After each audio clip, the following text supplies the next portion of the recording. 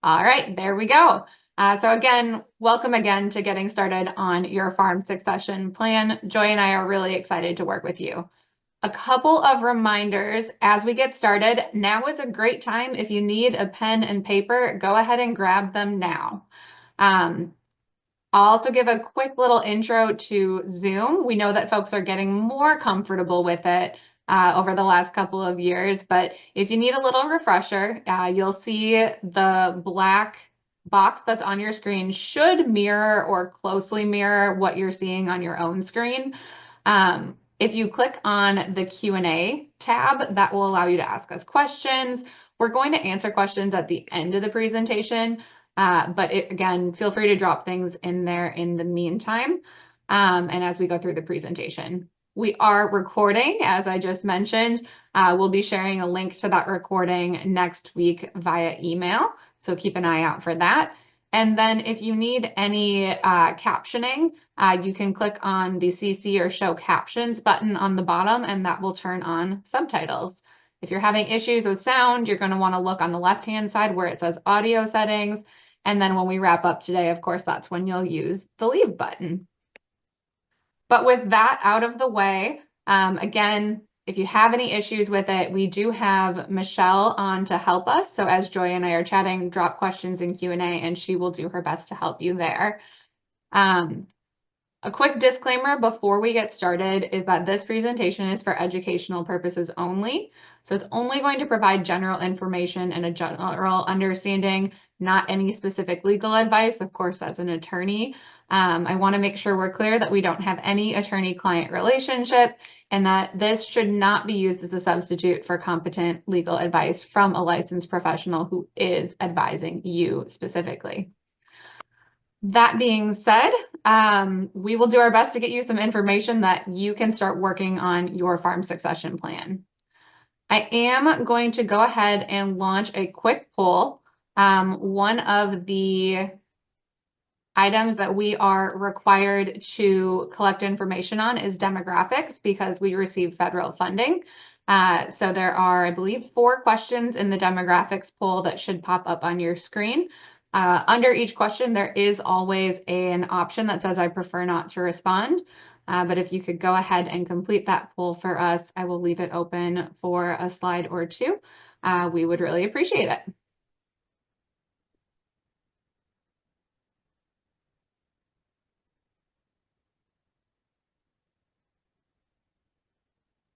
As you click through those, I'd like to lay the groundwork by talking a little bit about what is farm succession planning. This is really a large topic, and so it helps to think about what exactly are we trying to do and what do those words mean? So I always like to start out by saying farm succession planning is the process of preparing for the transfer of ownership and management of the farm. It's figuring out how are we going to move that farm operation from one level of ownership and management to a new level of ownership and management. Now, sort of key here is that this is going to include estate planning in most circumstances. Estate planning is the process of arranging for the management and disposal of an individual's assets during their lifetime and at or after death. The reason that I include these two definitions is that sometimes the two phrases get used interchangeably. But when I talk about farm succession or estate planning, I typically consider farm succession planning to include some estate planning because we, of course, need to have a plan for how those assets are going to be managed or transferred if they are still owned by an individual when that individual passes away. That being said, estate planning does not always include that full process of farm succession planning and thinking about how it will continue at the first generation. But for today's purposes, whether we say farm succession planning or estate planning, I'd like you to think of them as all-inclusive. We're talking about how these two processes are going to work together, again, to transfer that active business, whether it is on a scheduled plan that's going to occur during lifetime, or whether it is in combination with a transfer upon death or an unexpected transfer upon death. So why do we talk about farm succession planning? As I'm sure many of you are aware, the average age of the farmer continues to rise. The latest ag census that came out with data from 2022 is that the average age of all farm producers is now 58.1 years old, which, as you can see, is up over half a year from the 2017 census. So showing that continued long-term trend of an aging farmer population. What that tells us is that we know we need to help farmers continue to prepare for that transition to the next generation. But we hear a lot of challenges about why farmers maybe don't feel like they're able to get that process done. I'd like to have Joy tell us a little bit about some of the barriers to farm succession. She was involved with a very interesting study of Wisconsin producers and Wisconsin agricultural professionals about why doesn't farm succession get done. Joy, would you tell us a little bit more about that? Sure. We did some focus groups of Wisconsin farmers in 2017. And what we did was ask people who were either had gone through the process or were in the process to come talk about that their concerns. We asked about barriers, and we didn't ask, well, of course, we didn't ask them specifically what your barriers are, but in general, what are the barriers to farm succession planning when you talk to your friends and neighbors and other farmers? And so we did a focus group, and what they found, of course, there are lots of different things that they said, but they kind of boiled down to a few key things that I think are really interesting for us to share with you. The first one that kept coming up again and again was they really wanted those service professionals, the lawyer, accountant, of some, or a tax specialist who understands farming. I think that that is really key for farmers. They're very used to working with professionals who understand the ins and outs of farming, and for them to have to describe their farm in a way to someone who doesn't understand even the basic terms, I think can be maybe a bit challenging for them. The next one was that kind of that idea of the affordability of the farm, and we know, and we have the statistics from the National Ag Statistics Service that the price of land continues to increase. That's happening across the nation. We can see it within our own state as you look from year to year. It can go up 6, 8, some one year, a couple of years, it was even 10% or more from year to year. So thinking about that, when we look at that full market value and what that farm's potential of being able to actually pay for that full market value, it usually does not match up. So that's a big key that we end up having a lot of conversations around the kitchen table about what is it that the owner generation needs and the successor generation can afford.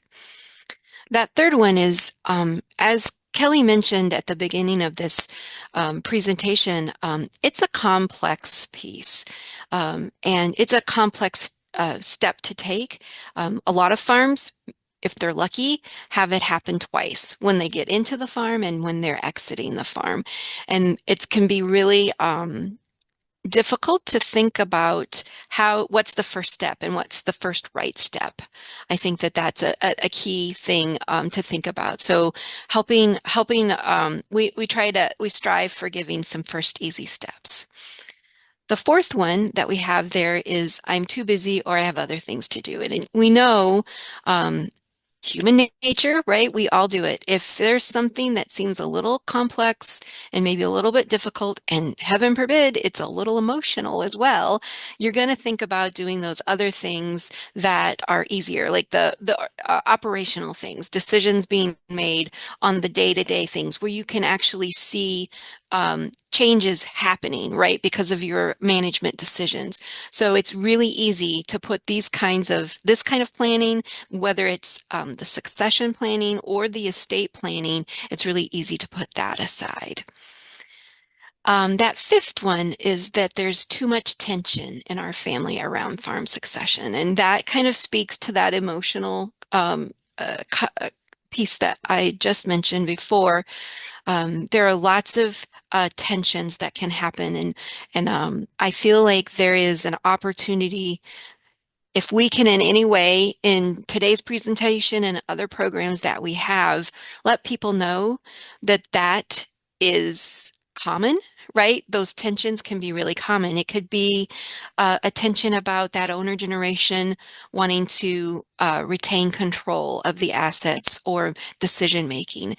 And we want to acknowledge that while that could be because they may have that might be their nature to want to control things, we also have to respect the fact that if their retirement piece is wrapped up into those assets, that might be another reason of wanting to retain control. A few of the other tensions that we normally see or commonly see is fair versus equal, that idea about that affordability piece that we've already talked about, the fact that they haven't had real conversations with their other farmer family members, really, that can kind of speak to that I don't know where to start piece, right? Because they don't know how to start having those conversations. And it's hard for that successor generation to say, when are you going to be ready to let go? Because that may be the owner generation may be hearing, when are you going to die, right? Let's just be honest that that can be a difficult conversation. And then the final one that I talk a lot about is that progress versus continuity. So having to make some different decisions now because we're living and that farm is in a different sort of set of facts, right? It's different economic situation. It's a different environmental situation. Policies are different. So there might need to be some different decisions being made that look very different and challenging for that owner generation. So those are what we want to talk about is that these themes that these barriers and these tensions that I just mentioned are very common. So don't let that be a stumbling block for you to get started. Joy, I think you bring up a lot of great points. And is it fair to summarize this as farm succession is hard? It's a long process. And I see you nodding. So, Yeah, yeah. yeah. It's hard and it's it's different for every farm, right? Like I always joke, I'm the youngest of seven, and so that's going to look very different in succession planning versus having maybe two kids, right? It's just that thinking about that fair versus equal makes it very different. So I think that that's the other key piece is that it's not easy to maybe, have just a template to work from and be able to put everything in place. So it really takes conversation, it takes some analysis, and it takes some information gathering. Yeah, you are spot on, Joy. It is a process, and there's a lot that goes into the process. Today, we're just going to talk sort of surface level about getting started in farm succession, identifying where your farm is at, and what some potential steps that you might take to move forward in the process are. Farm succession is hard, but one thing that we know about farmers is that farmers can do hard things. You think about the hours that many farmers work, you think about the tasks, the stresses that are involved in running a farm operation. This is another hard thing to add to the plate, but just like any other hard task, it's one that can be accomplished if you keep at it. So I think that poll from earlier is still showing. I'm going to go ahead and end that poll for now, but let's launch another one. I'm curious. This one will be just one question. Which of these five challenges do you find most relatable? So go ahead and click whether it is one or several. Which of those barriers are most relatable to you, or if you're a farm service professional that you're seeing come in with your clients or customers most often?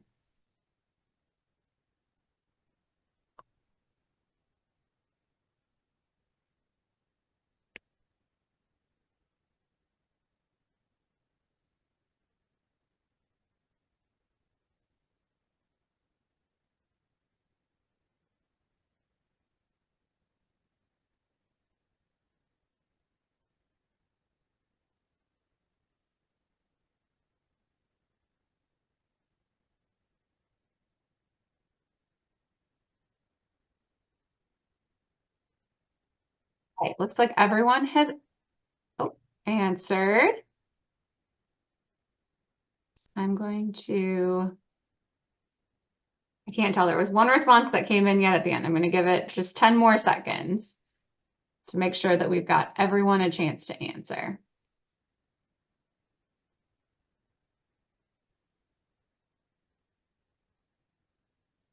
Go ahead and end that. And I'm not sure with how I'm sharing if you guys can see those results. So just in case, I'm going to share them one more time so that folks can see. The barriers that the research Joy worked on identified, I think are really prevalent, even in the group that we have here today. You are not alone in running into these challenges. So what we're going to do today is start to work on some of them. A little bit around, I don't know how or where to start, or I'm too busy and have other things to do.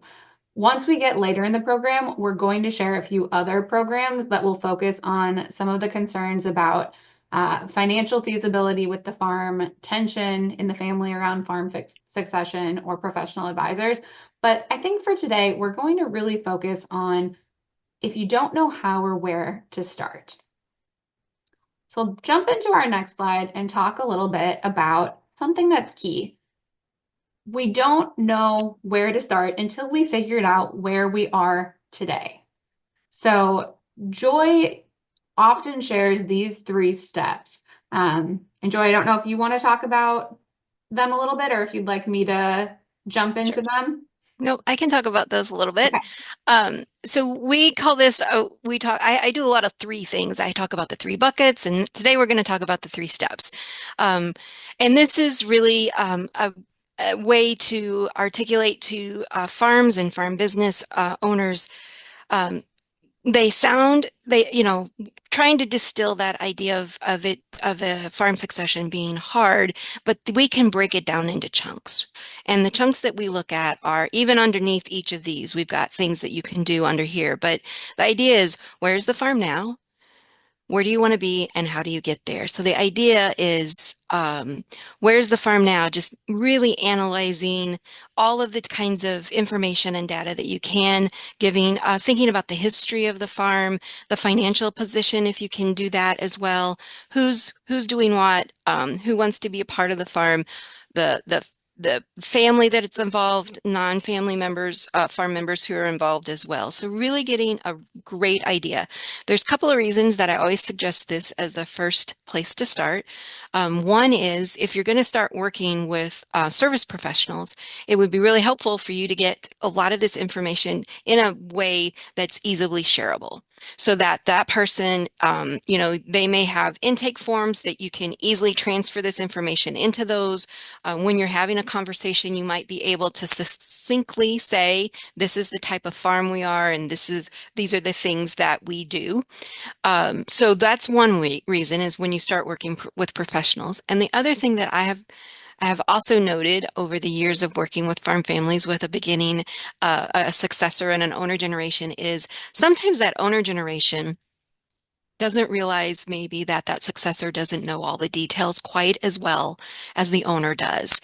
There's been plenty of times when there's been financial information shared at the table when I've been there, and that's the first time that that successor generation's been a part of those kinds of conversations. So it gives the opportunity for the 2 generations, or maybe 3 or 4, depending on your farm, an opportunity to really talk about that history and why decisions were made and different things like that to really flesh out that context for that successor generation. And in so many times, it sort of organically brings you to that next question of where do you want to be? Where do you want the farm to be? What's it going to look like in the next 3 and 5 years? Because you've built that base by having that conversation of where's the farm now? Where do you want to be is a lot about goal setting and visioning. I usually ask people to talk about what they'd like to see in their personal and business lives in 3 and 5 years. So we get a really good idea of where there might be some matching between the generations and where we might need to have some conversations about what's not matching. And then that last step is a lot of times we're definitely bringing in those professionals to help think about what are the things, what are the pieces that will get you there and get you there in a way that will reach your goals. And I think maybe Kelly, you want to talk a little bit about that part as well, like how a professional can help with that. Absolutely. So, Joy, one of the ways that I like to think about how do you get there is thinking about something that our farmers are really familiar with, which is thinking about tools. So, when we talk about the context of farm succession, we're using legal tools and tax tools. Now, as an attorney, that's sort of my wheelhouse, right? Those are the tools that I play with.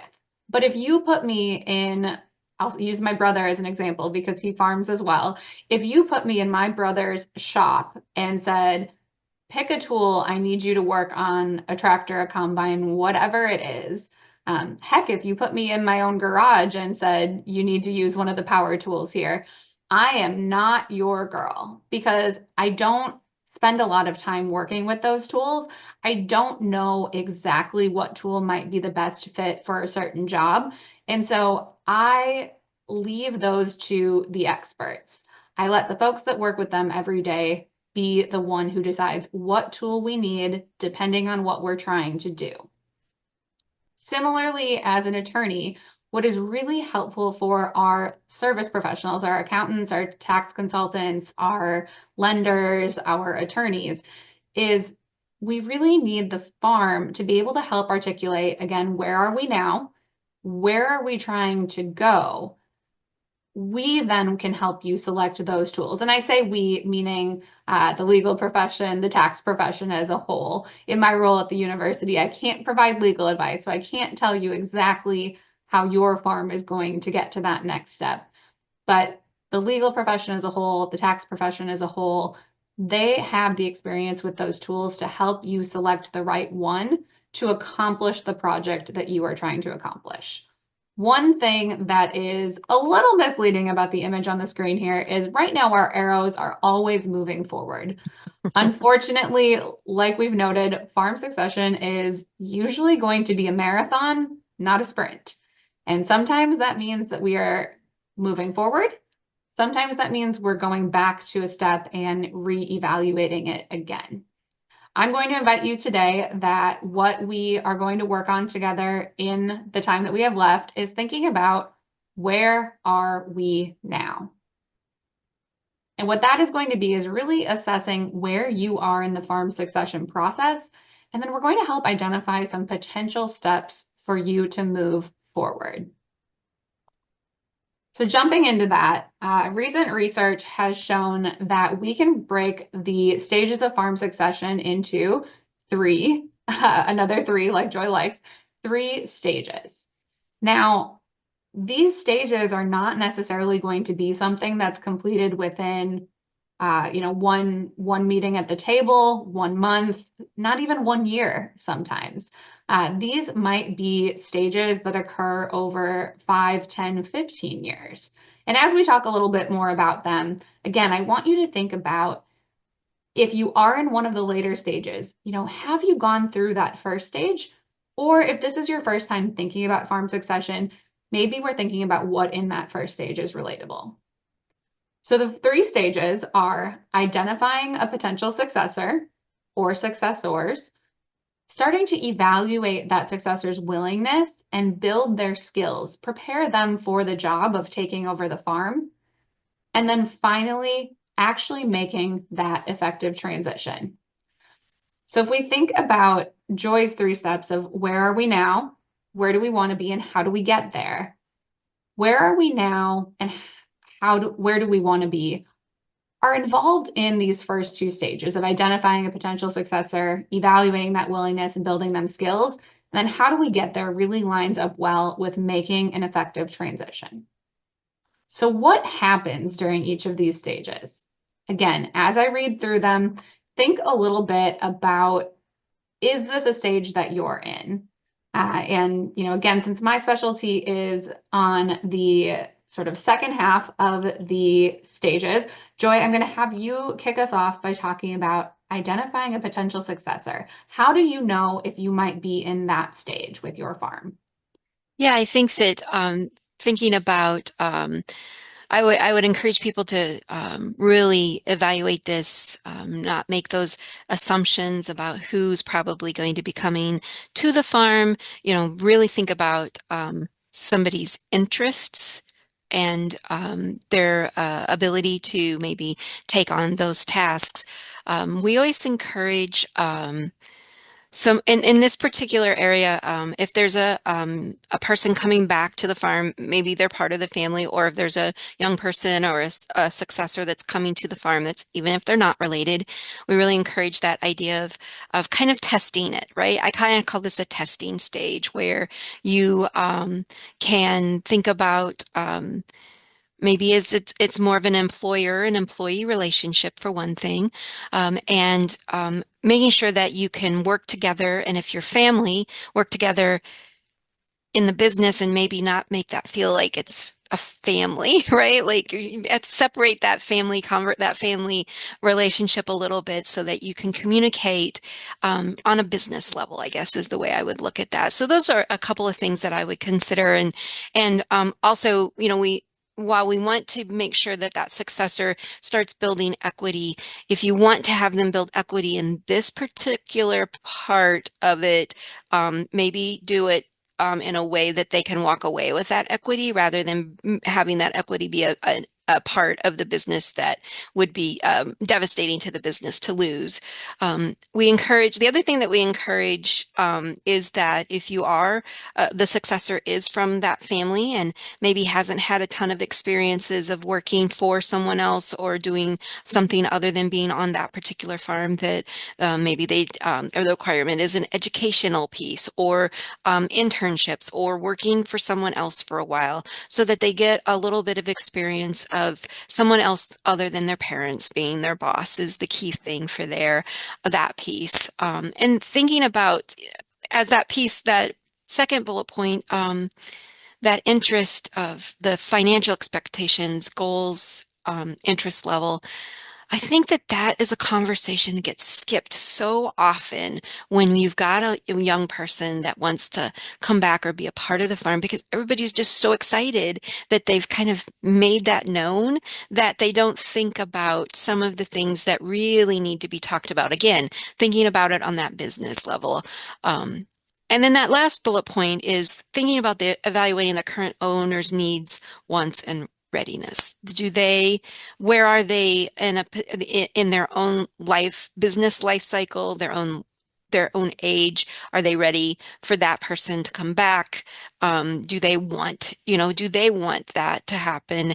And then their readiness to start maybe handing over some decisions is a big piece of that as well. That Maybe second box. Oh, go I'll ahead, maybe, Kelly. I'll maybe just add on to that a little bit before Hmm. we move on. When I think about this box of identifying a potential successor, um, it's really a process, right? Certainly if we are a farm family, there are often some, I'll say, baked in successors. There might be a child who's really showing a lot of interest in coming back to the farm, or a Hmm. niece or a nephew who's showing interest in coming back. But just like we think about the high schooler who is asked to pick a career and then 3 or 4 years down the road changes their mind, we still want to be cognizant of that with our farm situation here. You know, Hmm. even though they've identified that that is their goal and what they think they want to be when they grow up, it might be any age. We want to continue to have those conversations of, is this a business that really is going to meet your needs, depending on what you envision the future of your life looking like? So it's a constant revisiting of this conversation and making sure that you're on the same page about where that is headed. Yeah, yeah, I agree. Then that second box is the evaluating the willingness. And I think the key piece of this is the building skills, right? Um, But first, we need to make sure that the operation is financially viable to meet the needs that everybody is putting against it, right? Having those conversations of that under that first box of what does the owner need from that farm? What does that successor generation need? And what is it that that farm can do to do that? Thinking about helping that successor work on building those financial management skills, employee management, and all those other farm skills. They may have great skills in some of those more um, uh, pieces like herd management or crop management. They might not have had as much opportunity with those farm business management tools and skills. So really thinking about what that looks like for that particular person, having, a conversation about what kinds of things that would be really helpful to build into this. Um, the other piece would be introducing the successor to those advisors. So making sure that they're in on those lender meetings and any other, the veterinarians conversations, all of those advisors that you want them to be, you want that successor to be recognized as someone who's also a part of the management team. So having them in those conversations wherever possible. I'm going to stray over a little bit into Kelly's realm of also thinking about if you have some rented land, when is it appropriate for that successor to be a part of those conversations? And I'll let Kelly, maybe, I don't know if you want to step in and maybe speak to that while we're in this particular area. Sure. You bring up a great point. Along the same timelines that we are starting to introduce that potential successor to the advisors, we really are thinking about that entire network.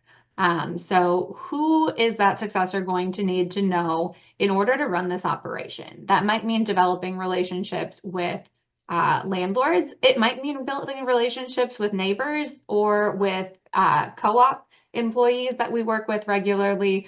Really, in this middle section of evaluating willingness and building skills, we've identified someone that we think is potentially going to be willing to take over the operation. Now we're sort of seeing, can we develop them into that business person that has the skills to run this? Joy, you and I were chatting just before this webinar about the idea of, do you create an inventory almost of skills, a list of the skills that maybe you yourself as the owner generation know that you need to run this operation? And then how do you help your potential successor evaluate themselves and see where they maybe need some growth? Where do you help find programs, whether it is an informal program, a mentor program, maybe it's some formal education to build up those skills? Again, building those relationships with the people that are going to be key so that if this person really is capable and is going to take over the operation, you've set them up for success.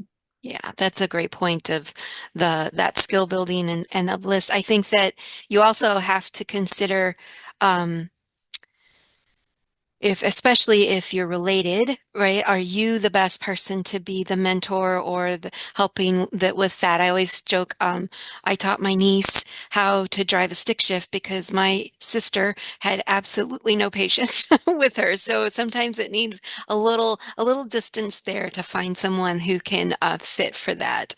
And so I think that that's a key point. And going back to that owner's needs, to the owner generation, this is really a time when the owner generation needs to think about what it is that they want for their future and how involved do they want to be? What are maybe some of the first things that they want to give up? Research shows it's obviously labor, right? They want to give up the physical tasks of things. And then the other thing that we've seen in the research is if they have employees, they want to give up the HR, the human resources piece. And so just thinking about what makes sense for not only what that owner generation wants to keep doing or not keep doing, but also making sure that that successor is building their skills appropriately to match that need when the owner generation's stepping back. And Joy, And I think it's interesting when we talk about this to again remind folks that this is a process, right? A marathon, not a sprint. And so this stage of evaluating the willingness and building skills, it might be, especially for a farm family who perhaps has had someone come back right at 18 and start on that operation, it might be 5 or 10 years Mhm. of working through those skill sets and making sure they're ready for each managerial handoff. But again, making sure you continue to have that open communication about what skills as am I, as perhaps an owner generation, concerned that my successor needs to build? How do I help Right. them have some constructive feedback so that they know this is what's holding us back at the moment? I need to go find a way to grow that skill set before we're going to be Mhm. ready to make the transition. And I think your key, the thing that you said about it needs to be an open conversation, if you can start that at the beginning over there on the left side when you're still identifying the successors and talk about like what does this process timeline look like? I mean, it can be very different if you've got an 18 or 20-year-old coming back to a farm and the parents are 40 and they still have a lot of young kids, siblings, younger children. That may look very different than someone who's maybe the successor is 40 and ready to come back because they may have some skills. It's really different, but for every situation. But really, I think that practicing the open and respectful communication and talking about it holistically, right, with building those skills is important. Absolutely. So we've covered so far, if you are in that stage of identifying a potential successor, still working out maybe which family member or family members are interested or willing. Maybe it is looking at what young farmers are nearby or could be interested. Maybe it's not looking at other young farmers, but maybe you are just looking for someone to take over that operation as part of their operation. Lots of opportunities in that identifying potential successors stage. If you're in this evaluating willingness and building skills stage, again, it might look like guiding that next generation, helping them develop some of those skills. Whereas by the time that we are into making an effective transition, which is going to be our third stage, this is really where we're starting to consider those legal tools and strategies for transfer. So I like to think of management being in the process of being transferred during that second stage. But stage three is really transferring control. So it's looking at transferring ownership. Maybe it's finally transferring signature authority on the accounts or signature authority on contracts. You're starting to evaluate a few more of those financial and tax consequences of, a sale versus a gift versus a transfer at death. You're starting to create a transition timeline and gradually transferring your farm. Let's think a little bit about if we are in these stages, again, how often do we have to go back and forth? We might at times need to bounce from stage to stage. Just because we think that we've identified a potential successor, there may be scenarios where we get to that willingness and building skills, where we find that perhaps that person isn't the best fit, or they've decided they don't want to be involved anymore. It is possible to revert to an earlier stage, and the same thing happens when we get to making an effective transition. As we're going through that legal process, we might realize that there are some additional skills that we need to help that individual build. There are times where we will go back and forth, and you'll get sick of me saying it today, but that's because it is a marathon, not a sprint. This is a long process. Um, it's not that it can't be done in shorter spans of years, but certainly having some time to work on it can be helpful in reaching that best decision. Now, I really want to have Joy talk about this concept of the messy middle. So, Sure. as we're swinging back and forth from stage to stage, what does that look like and how do we deal with it? Yeah, so that messy middle, I think, is it's a term I will have to say that I did not coin the term. It's a Brene Brown. For those of you who know that researcher and speaker, it's her term. And she also there's a guy that does a lot of work in facilitating group decision making. And so I kind of melded those two concepts of Brene Brown's messy middle and Sam Kainer's the grown zone is what he calls it. So it's like this whole idea of you've got this idea or issue or problem or opportunity. And there's lots of things that come into play, right? You've got the owner generation who's like, well, this is what's worked for us before. But you might have a successor generation say, well, what about this idea? So you've got all of these old ideas, and I'm not saying old is they're bad, but um, tried and true ideas. Maybe we'll say it that way. Tried and true ideas and new ideas coming together. And you kind of get to a kind of that middle part where it's like, okay, now what do we do? And I think that it's really important for people to think about, there are some tools for like decision making. There are people who can help facilitate the conversation so that you get a better idea of again, where are we now? Really fleshing out and describing the problem and thinking about how do you analyze the options to maybe even create a whole new option at the other side of this. So the messy middle is like that light bulb wire, it's super tangled. And then as you kind of go through some of these stages of helping, thinking about that where are we now and thinking about some of the decisions that need to be made, hopefully it gets a little bit clearer and clearer as you go forward. But I always encourage people, I love talking about the messy middle because I feel like it gives farm families a phrase or something that they can name it. They can name that sort of uncomfortable feeling that they're having because they just don't know exactly what to do right at the moment, right? They're so um, good at making decisions for so many parts of their business that they feel a little thwarted when they're not able to make a decision pretty instantly when it comes to succession planning because we've talked about it's complex, it's emotional, there's all kinds of things that happen. So thinking about the messy middle as a way to say, oh, we're kind of in the messy middle right now, right? Remember, that's what Joy said. We're in the messy middle so that they can sort of name it because that helps them sort of maybe take down the tension a little bit and also help them think through some of those steps. Now, what I ask people to do, don't go back, right? Don't go back to that. Let's just keep making decisions. Let's keep farming the way we're farming and let's talk about this some other time. Don't go back, kind of face it and sit with it. You have to learn to sit with that uncomfortableness for a little while. And the other thing I say, don't skip over it. Don't go to Kelly's box where let's put a business structure together and that'll answer the issue. So don't jump over it. Think about what really you can pull from different ideas and different opinions to really synthesize the best fit for your farm. That's why I love talking about the messy middle, as you can tell. And I'm glad that you do, Joy, because again, one of the things that we talk about so often is how important it is to determine honestly with yourself and with your partners, where are you at?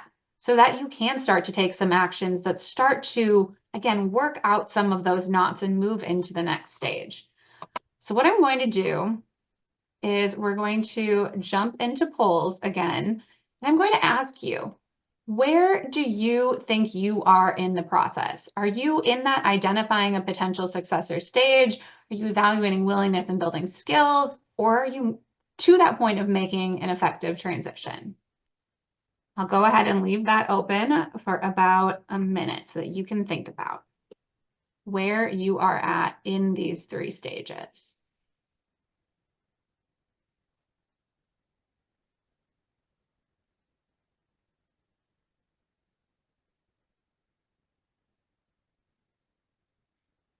And I think maybe if we have service professionals working with farms, maybe they could answer like where they see the farms they're working with, maybe what stage most of them are. That might Yes, help for some people who might be hesitating to answer this. absolutely.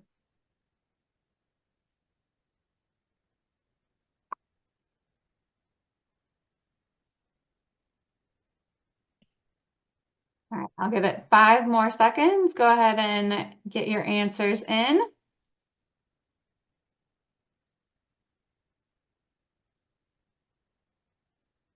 And I will close the poll. I'm going to share these results because we have a really good mix today of folks that are in all three stages. And I hope you'll understand that's in part why we are at sort of a really high level view because everyone here today is looking for a different step. And we want to make sure that as you understand the time that this process takes and all of the stages that go into it, that you still are finding a step today that when you walk away, you can start to make progress on your farm succession plan. So again, we're really glad that you're here today, regardless of which stage you are at. But let's talk about where do we go from here? What are some of the things that we might do at this particular stage? So Joy, do you want to start off? If you are in that category of identifying a potential successor, what are some of the things that I might be able to do? Yeah. I think that first one, start having some sort of a consistent family meetings that you can really sort of set the stage. I think that helping people be more comfortable talking about it, right? Like they're always sort of those kinds of conversations that maybe happen on the fly. Some of the best conversations are when you're driving to get parts, right, together, or some of those things. But really, that doesn't always help making sure that kind of everybody's on that same page of what kinds of decisions you want to make or how you want to talk about this. I mentioned this in the previous slide that looked like this, talking about openly about expectations, interests, and concerns about succession. Those expectations, a lot of times I see, as I said, maybe the owner generation wants to require some sort of education, or I had one farmer said they need to come back with a plan on how to save me money or make me money. So thinking about the idea of what's the expectation for that successor to be able to come back, and what parts of the farm, or maybe there's a whole different enterprise that they want to use some of the assets differently. And then talking about those concerns about succession planning. I think that if you can start talking about what that fair versus equal inheritance might look like. I know that's a really touchy one to think about. How do you distribute assets, maybe not exactly equally, but in a way that recognizes the contributions of that on-farm heir, if that's the case, thinking about that. I think starting to talk about, even if you can openly say, we don't know how this is going to look yet, but we know that a lot of farms deal with this, and we most likely will too. That's a start. Thinking about that, successors and their future life goals. We're also thinking about what that owner generation wants to see as well. Review the farm's financial needs, thinking about what is it that the potential of what that farm can do, and what some changes might look like. And I encourage people to talk about an actual job description and what that contract looks like. So many times at the beginning of this, the successor may come back and it sort of just kind of eases back into it, right? There's none of these conversations happening. You're probably learning the interest part of it, like they're interested in a certain aspect of the farm, but you're not really putting it formally enough for everybody to recognize that this could be an opportunity. Yeah, and Joy, I'll go back to again that high school example, thinking about as we're identifying a potential successor, if we are in a role where we plan to help them grow into that role, just like we would with a high school student, thinking Mhm. about, what is the true financial expectation that you would have if you choose this occupation, if you choose this Mhm. business? What will it mean for the time that you're able to spend with a spouse or with family? What will the distribution of management potentially look like? Having those real conversations about really choosing this as a career and as a lifestyle can be important in helping identify if someone really has that interest. Um, The other thing, I don't know for sure if it would be, I'm thinking about this because of a presentation I did last week or the week before. It's all blurry now. But the other thing that I think is maybe a key thing to do is what I would encourage people to do is like kind of step back away from their farm and think about an organizational chart. Like without putting anybody's names to it, like if you just critically look at the farm and say, what are the pieces that we need in management for this farm? And it might not always be what you currently have now, right? Because those have just sort of morphed when you've had another child come on, or you have a brother that's coming back, right? You find a place for them, but you might want to start thinking about as you transition, maybe those jobs start looking a little more uniform about what the farm really needs. So just thinking about what kinds of areas of the organizational chart that you need to address. Great point. So once again, if you are at a different stage, so perhaps the evaluating willingness and building skills stage, there might be some different steps that you're looking at taking. So some ideas for you here. Implementing a training program. Is that on the job training? Is it some formal education? Is it a combination? Maybe looking at if there are mentors in the community, whether that is on your farm, whether that is a different farm that maybe is similar or is vastly different, getting some experience there, or just someone else in the industry that might be able to provide them with some feedback. You might think about, have we started to involve our successor with looking at some of our year-end financials, understanding some of that book work and what it takes to manage the financial side of the operation? We've talked again about employee management. How do we start involving them with understanding the paperwork that goes into having employees and the skills that are necessary for managing those employees? Maybe it's time to start discussing some of those operational decisions. Maybe it's that there's a piece of management they're ready to take over, but in a lot of the early cases in this stage, it might just be as simple as explaining why.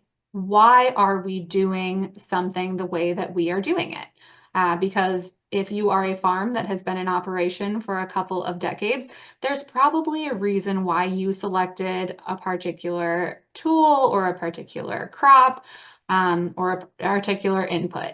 So how do you help that successor understand what some of the reasoning behind that operational decision was, in part so that they can understand the strategy, and in part so they can think about if they are taking over, is that a strategy that continues to work for them?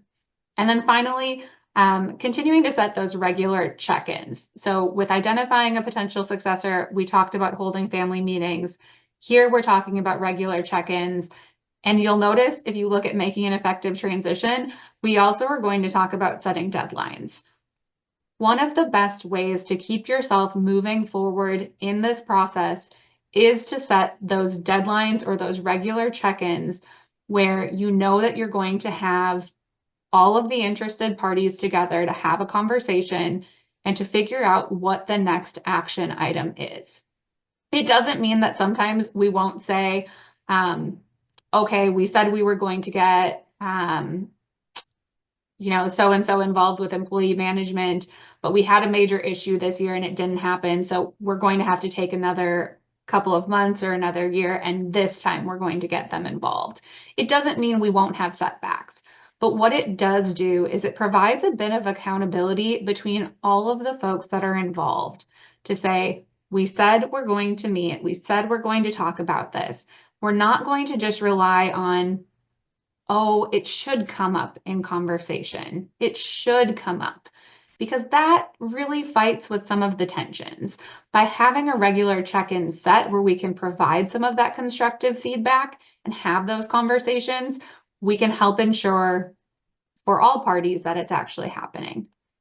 I want to be conscious of time, so I'm going to jump forward into making an effective transition.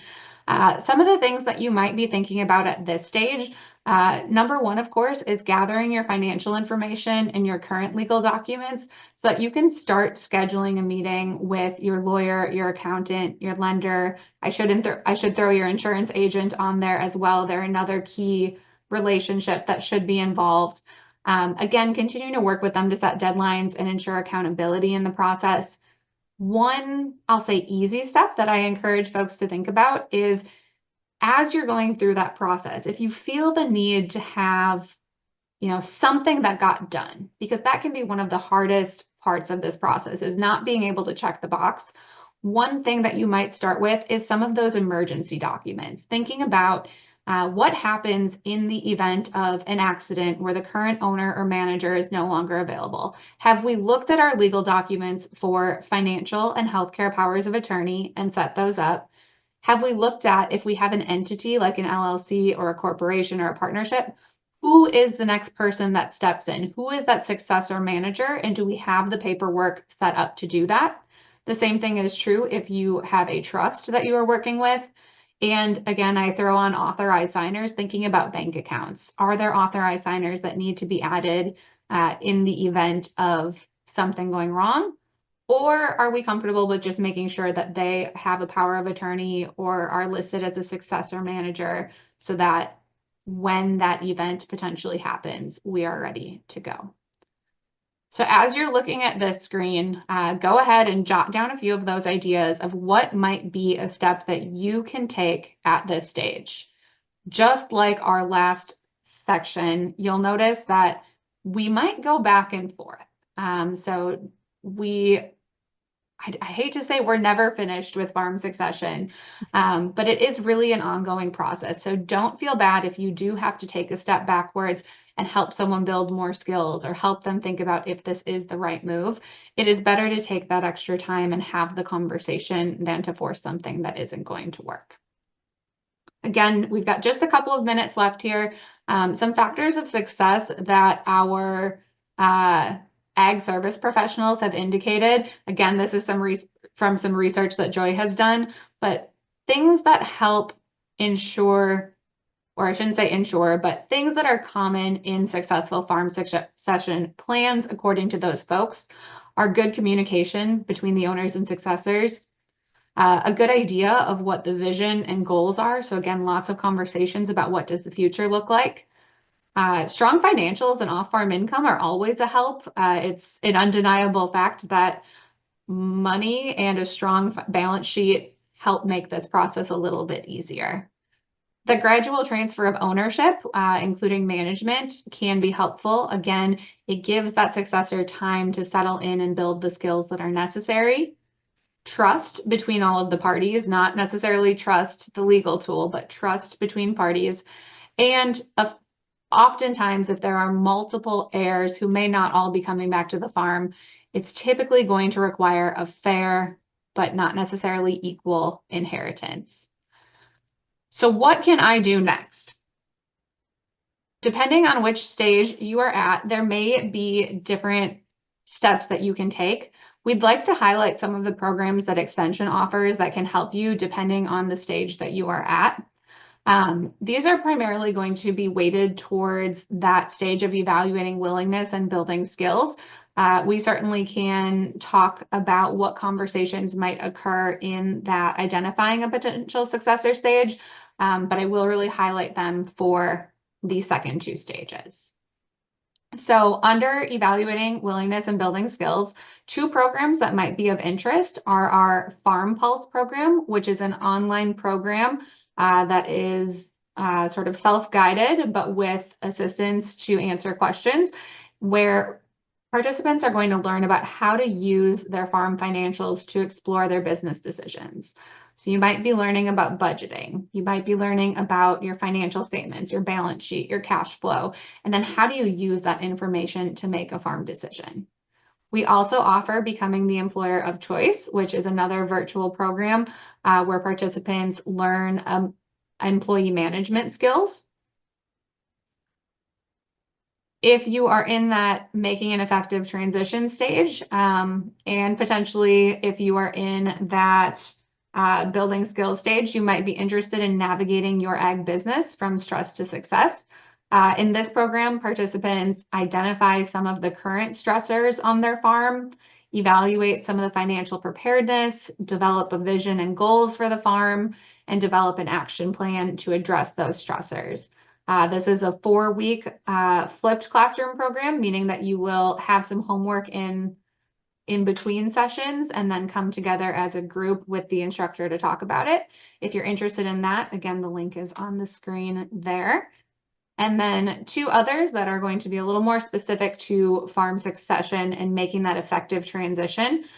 In January, Joy and I will be offering our Intro to Farm Succession and Estate Planning workshops. So today you got to spend an hour with us. These will be a half day session.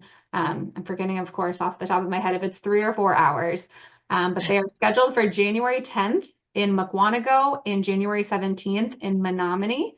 And in those half-day workshops, we really dive into some of the legal impacts of what we call the do nothing plan. So what happens if you don't have a plan? We'll talk about intestacy and probate and estate tax.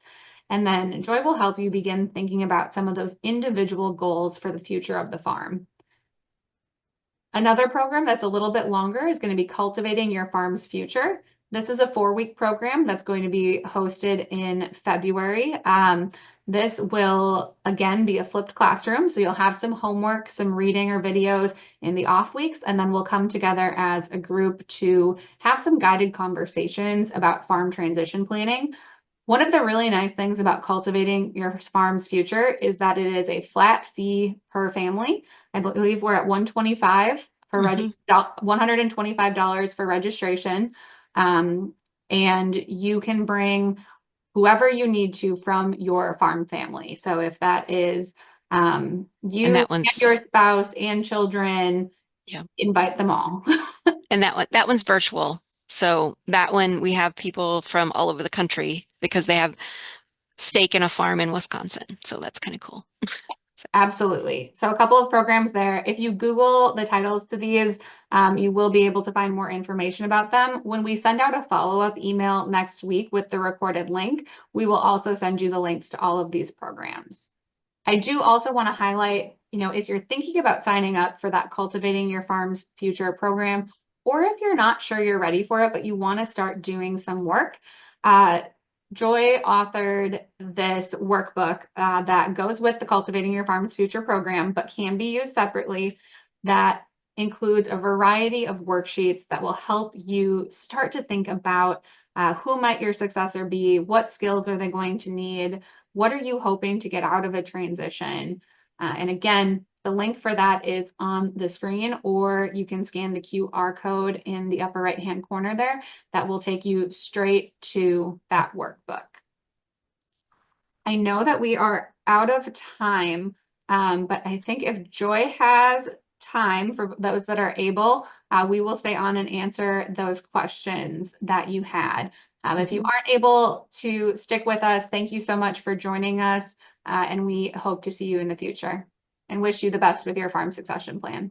Mm, yeah. So for And it's kind now, I'll go ahead and stop sharing so that we can grab those questions. While I do that, Joy, any additional comments? nope, I think we should jump into the questions. Okay. So our first question is, how do you suggest someone who is interested in taking over the farm someday, but the owners are not allowing the conversations to happen, even after taking the first step to bring up the conversation? That's um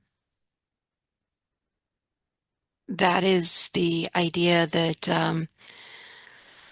it might be some of those tensions or those internal ideas. I didn't talk about it, but it's sometimes hard for for that owner to give up that being the farmer because that's their identity. It could be financially an issue. It could be that they don't want their kids to work as hard as they did. There are all kinds of reasons for that. I think that it's really it's not, I'm not going to give you a great answer. I know that that's coming into this. I'm not going to give you a great answer, but I do find that if we have tons of resources on the website, um, maybe recommending, like suggesting that they read them. I've even given people the advice of, hey, I just happened to watch this really cool video or, this webinar that I think might be really helpful. And see if they maybe watch it with you or look at some of the resources. And the thing is, if they're not willing to talk, and you're at a point where you need to make a decision as a successor, then I think you have to think about what's best for yourself if you're not going to get that opportunity with that particular farm. And that's a really hard thing to say.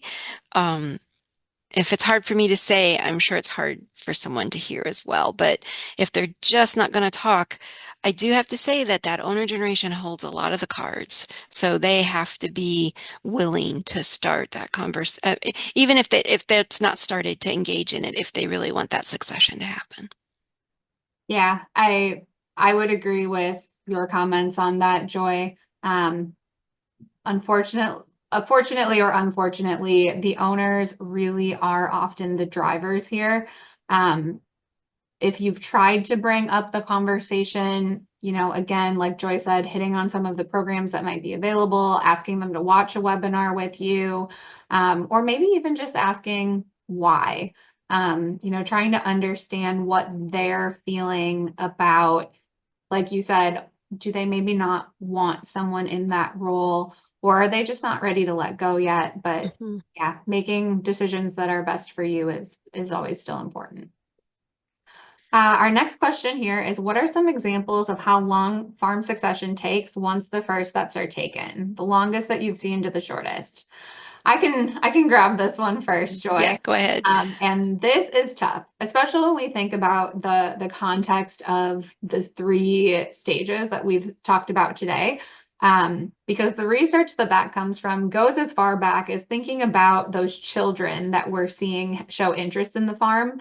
Whether that is 10 years old, that they've really taken an interest in wanting to get involved, um, depending on, again, how long it takes to get through those stages. When are they really ready to take over? And when are the current owners really ready to make the transition? It could be decades. That being said, if I boil that question down just to starting to have conversations with perhaps adult potential successors who've been back on the farm, but we're starting to have the conversation so we can move into a more legal or tax focused process. I don't think a year to 3 years is unreasonable. Um, Again, if we think about the shortest, often those that I see as being the shortest are farms that don't have a potential successor in sort of the family way. Thinking about a child that's coming back, but maybe they're just uh, selling those assets to another farm. And so those conversations may happen more quickly because it becomes more of a business transaction versus cultivating that next generation. Mhm. I'll take maybe that next one is, what is your view on going off the farm for a year or so to gain experience from other management styles? I have seen fear from kids to leave to do this, and parents possibly not allowing the child back to the farm because they left. I think that one, having a really open conversation about why you want to go off to get a different experience. I think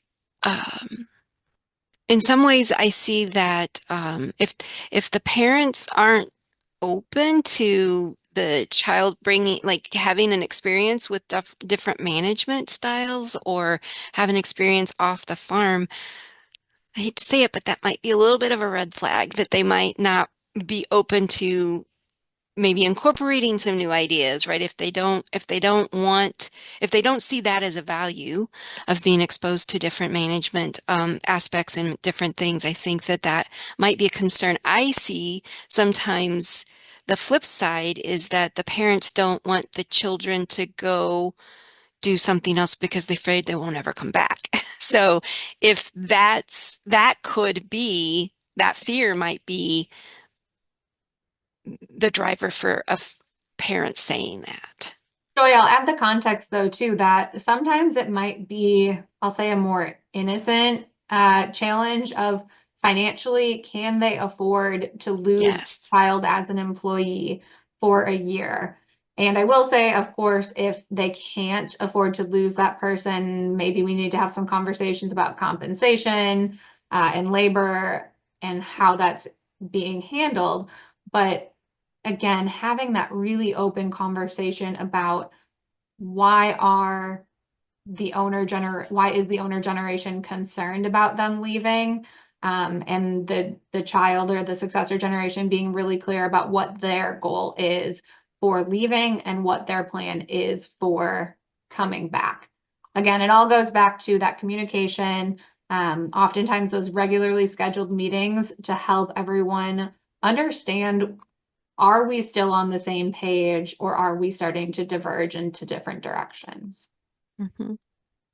And then our last question in the Q&A is, where can farms find resources on starting the succession plan and what are the costs? So I do find that the more in-depth programs that we talked about that we offer are a good place to start. So Cultivating Your Farm's Future, for example, and our half-day workshops, we do provide a lot more in-depth information simply because we have more time to talk about, what are those risks when we're estate planning? How do we start setting some of those goals and having the conversations with a guided facilitator? We'll also share a little bit more about the actual legal tools. So whether you're looking at an entity or a trust, a will, a non-probate transfer, starting to think about what are some of those things. So we are always happy to be a resource in that way. And I think we're fairly low cost, being with Extension. That being said, there are consultants that do this as well. If you work with a bank or another financial institution, they often will be able to provide you with some recommendations, perhaps of who they have worked with or who other clients have worked with. Um, it's also good to lean on folks that that are in your area to say, if you know that they have completed this process or gone through the process, ask them who they've worked with before, what they thought about the process. If we're thinking about costs, it really varies. I often say that the more work that you can put into it up front with having those conversations, the less it is going to cost on the back end as far as legal fees. Um, I will say legal fees can be a scary concept. A lot of folks are intimidated because you don't know exactly what that plan might cost. But you would want to discuss with an individual attorney what their hourly rate is. And again, really thinking about, am I ready to tell them where I'm trying to go so that they can pick those tools? Or am I paying them, whether it's an attorney or a consultant, to help guide me through that process? So it perhaps not as straightforward as an answer as we would all like, but it's really going to depend on how much we're relying on other folks and how often are we relying on the right folks during the right stage of the process. I see another question came in. Oh, before I go to the next question, I did put in the chat, over in the chat part, a link to our farm succession website where we have a lot of our resources. That's a good place to start, and it has all of those things that we had on the PowerPoint. A lot of those resources are there. What is a way to find a person looking for someone to work into taking over a farm after a parent has shut the door on that option? You guys have not given us very easy questions today. Um, I think, that's a lot of networking that if you can figure out ways to connect with the type of farms that you're wanting to get in a part of, I think there's some, gr I think there's some grazing organizations. If it's dairy, that there's some ways, there's some apprenticeships that help with that. There's a program that's in Minnesota, but also provides some help in Wisconsin called the Land Stewardship Project that I think is a good place to look into. And we'll put a link, maybe we can put a link to that in that email that we send out after we get the recording. It's a tough one. It is really you have to build a relationship. I think if you can if you can work on your farm management skills in any sort of way by taking some of these courses or doing things to show that you're super motivated, network with people, and learn how to communicate well, I think is a big key, especially when you're trying to sort of break into a farm that you weren't born into. Okay, I don't see any more questions in the Q&A. Um, so I think we'll maybe just provide some last thoughts and thank you all again for attending. Um, we know that this is a lot to take in, but I do think that it's really key if you can identify what stage you're in and focus on the steps that are in that stage and sort of starting to check those boxes of are we ready to move to the next stage? It does take time. It's a marathon, not a sprint, and you've got to keep at it. But if you can honestly determine where you're at and start selecting steps to move forward, set that schedule to regularly check in, it really does help keep the process moving and lead towards better results in the end. Joy, any last comments? Well, I thank you guys that are hanging in there and participating till the end. We really appreciate you. And our contact information will be in that email. So if you have any questions, please reach out individually to us if you would like that. And hopefully some of you might consider taking some of our programs. And with that, I'll say have a great day. Thanks again, everyone.